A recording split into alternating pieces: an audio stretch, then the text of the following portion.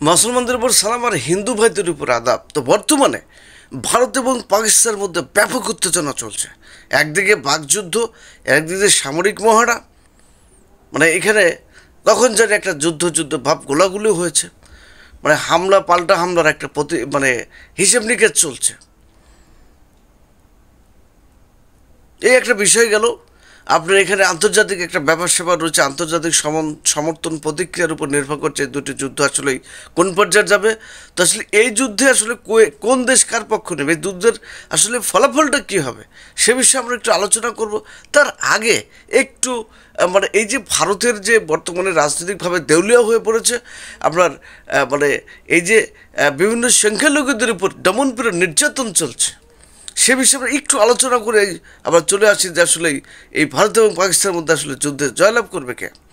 দেখেন, প্রথমেই আমি যে বিষয়টি বলবো সেটা হচ্ছে বিশ্বের সব থেকে একজন ক্ষমতাধর ব্যক্তি, বিশ্বের সব থেকে একজন জনপ্রিয় পলিটিক্যাল ম্যান, অত্যন্ত গ্রন্থের লেখক, ব্যাপক ভালো ভালো গ্রন্থের লেখক, অত্যন্ত মেধাবী একজন মানুষ, নাম বলবো না বলতে হবে, বারাক ওবামা। এই যুক্তরাষ্ট্রের প্রেসিডেন্ট, অত্যন্ত ক্ষমতাধর একজন ব্যক্তি, বিচক্ষণ মেধাবী। তিনিই বলে গিয়েছিলেন এক সময় যে ভারতের সংখ্যালঘুদের উপর যেভাবে দমনপীড়ন নির্যাতন চলছে, এটা যদি অব্যাহত থাকে ভারত ভেঙে টুকরো টুকরো হয়ে যাবে। এটা আমার কথা নয়, বিশ্বের একজন ক্ষমতাধর ব্যক্তি বারাক ওবামা। এখন এই ব্যক্তিটা অনেকের কাছে জনপ্রিয় হতে পারে, অজনপ্রিয় হতে পারে, কিন্তু উনি একজন নোবেল পাওয়া একজন পার্সন এবং আমেরিকার প্রেসিডেন্ট বলে কথা। তো সেটা তো একটা বিষয়।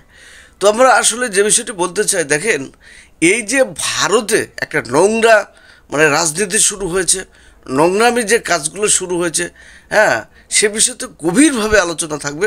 তার আগে আমি একটা দৃষ্টান্ত দিতে চাই, সেটা হচ্ছে দেখেন, এশিয়ার মধ্যে যে আপনার ওই কাজাকিস্তান না একটা রাষ্ট্র রয়েছে, নাম শুনছেন কিনা, সেই কাজাকিস্তান রাষ্ট্রে কিন্তু মুসলমান এবং খ্রিস্টান উভয় প্রায় সমান। যদিও সেটা মুসলিম একটি রাষ্ট্র, মুসলিম সংখ্যাগরিষ্ঠ রাষ্ট্র, তবে কিন্তু জনসংখ্যার ভিত্তিতে খ্রিস্টান এবং মুসলমানও কিন্তু সমান। কাজাকিস্তান এশিয়ার পার্শ্ববর্তী দেশ, মধ্য এশিয়া। তো সেই রাষ্ট্রের খ্রিস্টান এবং মুসলমানের সমপর্যায় হওয়ার পরেও সেই দেশে তারা বসবাস করছে, কোনো ঝামেলা নেই। এরপর আপনি চলে যান ইউরোপ মহাদেশের মধ্যে, সেখানে সার্বিয়া রয়েছে, কসোভো রয়েছে, ম্যাসিডোনিয়া রয়েছে, আলবেনিয়া রয়েছে, এশিয়ার যে আপনার ওই যে সাইপ্রাস রয়েছে, সেখানে কিন্তু খ্রিস্টান এবং মুসলমানরা মিলেমিশে বসবাস করছে। তো এইসব জায়গায় যদি খ্রিস্টান এবং মুসলমানরা মিলেমিশে বসবাস করতে পারে, ভারতে কেন আপনার মুসলমান, হিন্দু এবং আরও যেসব খ্রিস্টান রয়েছে, সংখ্যালঘু আরও যে শিখ রয়েছে, এই সেই আরও বিভিন্ন জাতের বিভিন্ন জাতির সংখ্যালঘু মানুষ রয়েছে, তো এই যে সমন্বিতভাবে কেন আসলে শান্তিপূর্ণভাবে বসবাস সম্ভব নয়? এটা আমি ভারতের যারা মানুষ রয়েছে, আমরা তো একসময় ভারতে ছিলাম, বাংলাদেশ থেকে আমি বলছি। সুতরাং ভারতের যে আপনার রাজনৈতিক একটা নোংরামিটা রাজনৈতিকভাবে দেউলিয়া হয়ে পড়েছে। হিন্দুরা কি মানুষ নয়? মুসলমান কি মানুষ নয়? হিন্দু এবং মুসলমান মিলেমিশে থাকলে ভারত কি হয়ে যাবে নাকি? হ্যাঁ, ভারতে তো আরও যেসব বিভিন্ন জাতির মানুষ রয়েছে, বিভিন্ন ভাষাভাষী রয়েছে, বিভিন্ন কালচার, বিভিন্ন সংস্কৃতির মানুষ রয়েছে।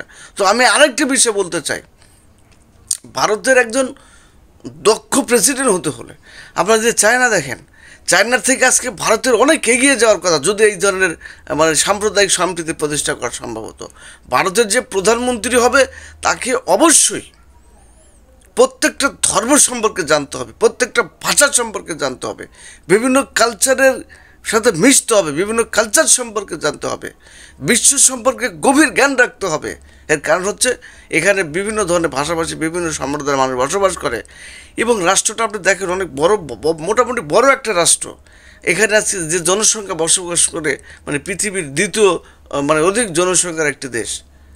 বিষয়টা কোনো সাধারণ বিষয় নয়। যে রাষ্ট্রে পৃথিবীর দ্বিতীয় বৃহত্তর একটা রাষ্ট্র জনসংখ্যার দিক দিয়ে, আয়তন অনেক মাশাআল্লাহ বড়, তো সেই রাষ্ট্রের প্রধানমন্ত্রীরা, রাজনৈতিক ব্যক্তিরা যদি এই সাম্প্রদায়িকতা নিয়ে থাকে, সাম্প্রদায়িক রাজনীতি করে মানে একটা মানে আবদ্ধ মানে থাকে, তাহলে তারা বিশ্ব রাজনীতি করবে কখন? আঞ্চলিক শান্তি প্রতিষ্ঠা করবে কখন? বিভিন্ন দেশের উপর আপনার কি বলে কর্তৃত্ব, মানে সেটা সঠিক কর্তৃত্ব, নেতৃত্ব যেটাকে বলা হয়, সেটা করবে কখন? আমরা দেখেছেন যে ভারতের যারা রাজনীতি করে বর্তমানে, তারা তো দেখছে যে আসলে এখানে হিন্দুরা বেশি, মুসলিম এবং অন্যান্য যেসব জাতি রয়েছে তারা কম, তাই সংখ্যালঘুদের উপর নির্যাতন দমনপীড়ন চালিয়ে এই সংখ্যাগরিষ্ঠ হিন্দুদেরকে খুশি করতে চায়। খুশি করে তারা, যেহেতু একটা গণতান্ত্রিক রাষ্ট্র ভারত, খুশি করে মানে ব্যালট বাক্সে ভোট বোঝাই করে তারা মানে আজীবন ক্ষমতায় থাকতে চায়। এই ধরনের গিরিঙ্গিবাজ ধান্দাবাজি শুরু করেছে এই ভারতের রাজনীতিবিদরা। এটা বন্ধ করতে হবে। এটা বন্ধ না করলে আপনার এই ভারতের যে বর্তমান যে অস্তিত্ব সংকটে পড়বে। আমরা মনে করি আজকে ভারত কিন্তু চীনের থেকে অনেক এগিয়ে যাওয়ার কথা, যদি সেখানে সাম্প্রদায়িক সম্প্রীতি বিরাজমান থাকতো এবং সাম্প্রদায়িক সম্প্রীতির উন্নয়ন ঘটত। পরিশেষে বলতে চাই, যারা মুসলিম নিধনে নেমেছেন তাদেরকে সতর্ক করছে, পৃথিবীতে 250 কোটি মুসলমান, তাদেরকে সম্মান করতে হবে। এবং এই 250 কোটি মুসলমান যেসব মানে আবাসভূমি রয়েছে, তারা যে পৃথিবীর যে আপনার মানে কি বলে ওই জমি দখল করে রয়েছে, সেই জমিদেরকে সম্মান করতে হবে। 250 কোটি মুসলমানের নেতৃত্বকে অবহেলা করা যাবে না। যারা করবে, যারা মুসলিম নিধনে নামবে, তাদের কিন্তু একসময় ফল ভোগ করতে হবে। আমরা চাই হিন্দু, মুসলমান, খ্রিস্টান, ইহুদি হোক, যে কোনো জাতিই হোক, সবাই মিলে, যেহেতু আমরা গ্রহবাসী মানুষ, এটাই প্রতিষ্ঠিত করতে হবে। ধর্ম যার যার বিষয়, ধর্ম একটি আত্মিক বিষয়, উপাসনার বিষয়, স্রষ্টাকে খুশি করার বিষয়। ধর্ম নিয়ে কোনো ধরনের রাজনীতি পৃথিবীতে প্রতিষ্ঠা করতে দেওয়া যাবে না। ধর্ম এসেছে সত্য এবং ন্যায়ের জন্য। সুতরাং হিন্দু হোক, মুসলমান হোক, বৌদ্ধ হোক, খ্রিস্টান হোক, যে ধর্মের হোক না কেন, আমাদের সবাই মানুষ হিসেবে মানুষকে শ্রদ্ধা করতে হবে। ভিডিওটি ভালো লাগলে অবশ্যই সাবস্ক্রাইব করবেন এবং শেয়ার করবেন। আরেকটি বিষয় হচ্ছে, এই যে ভারত এবং পাকিস্তানের মধ্যে যে উত্তেজনা চলছে, আমরা আশা করি এটার সমাধান হওয়া দরকার, ন্যায্য সমাধান হওয়া দরকার। এবং এই কাশ্মীরে যে আপনার যে মানুষগুলোকে হত্যা করা হচ্ছে, যারাই এর সাথে জড়িত হোক না, আমরা কঠোর শাস্তি জানাচ্ছি বাংলাদেশের পক্ষ থেকে। সবাই ভালো থাকবেন। আল্লাহ হাফেজ।